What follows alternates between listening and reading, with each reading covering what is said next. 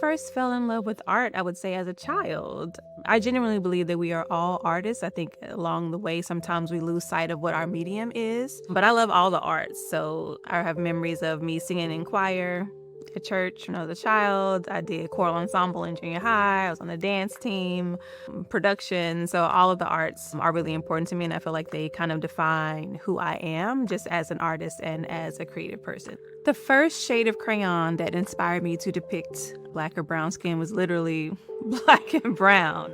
I grew up in the 80s, and so there wasn't a lot of just acknowledgement of diversity as it relates to depicting different people from different cultures. So there was very limited amount of colors, which is, in contrast to the availability of different things now. Now you can go into the store and find a box of crayons with like multiple shades of brown and tans and things that kind of represent a broader range of people.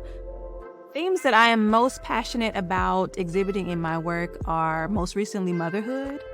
And that is really a reflection of my transition, or I like to call it my ascension, into motherhood, which is such a important and dynamic role. I found, I'm a mother of two boys.